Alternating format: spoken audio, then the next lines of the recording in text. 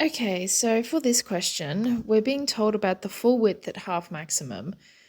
And the full width at half maximum of a central diffraction maximum is defined as the angle between the 2 points in the pattern where the intensity is 1/2 at the center of the pattern. So here we can see we have a plot that is angle in degrees away from our fringe. So you can think of this angle here as if this is our slit and this is our pattern here. We've just sort of rotated it by 90 degrees. This angle here from the slit, the central, the maximum up to some point is going to be theta, and that's the theta here that we've plotted. Now, this full width at half maximum, you can see here, this is our relative intensity on the y-axis when it's relative intensity. So that means that this is IP divided by IM, or I at some value of theta divided by IM, where IM is the maximum. So when this value is 1, that means I theta or IP at some point P is equal to the maximum value. So that means that we're at the maximum point. We're at this point here.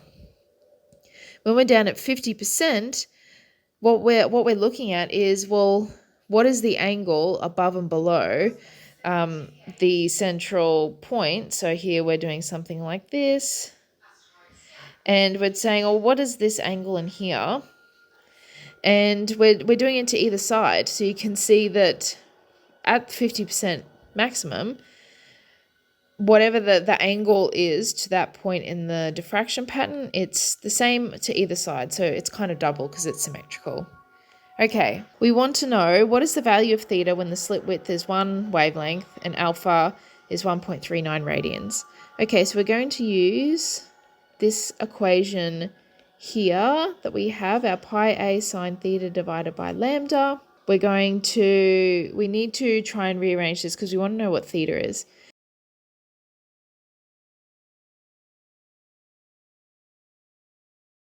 Now, if we go to sub in all of our numbers, we don't have a value for the wavelength of light, but what we do know, that should be 1.39.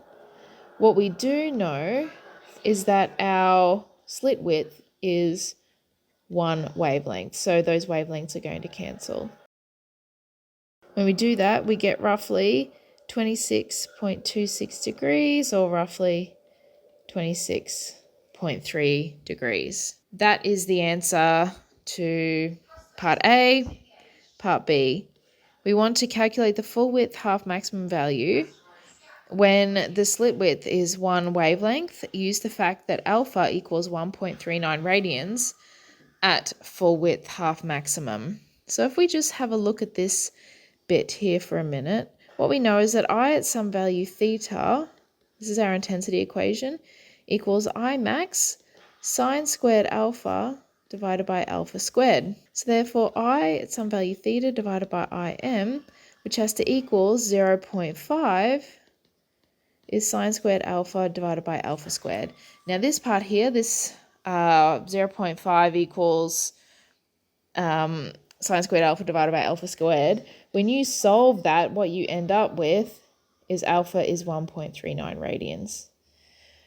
Okay, so what we want to do is calculate the full width half maximum. Okay, so what we're going to do is we're going to go back to our original equation up here. But what we're actually going to do is we're going to cut to this equation here, because this is a little bit more useful. Because what we're trying to do is we're trying to calculate a delta theta. Okay, so remember, that's just this angle theta here is the angle from the central part out to where we are, right? So it's from the central out to the point that we're considering. The full width half maximum, though, is double that because it's both sides. So therefore, delta theta is going to equal 2 theta, 2 times this, which is going to equal 2 of the inverse sine of alpha lambda divided by pi a.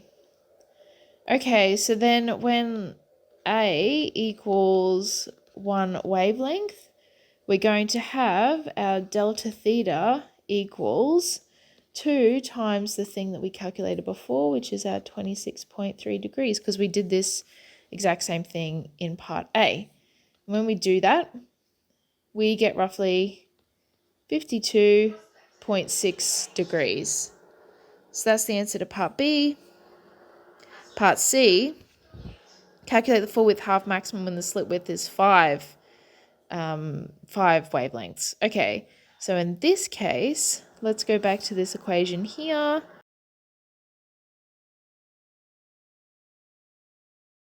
And then when we solve that, we get roughly 10.1 degrees.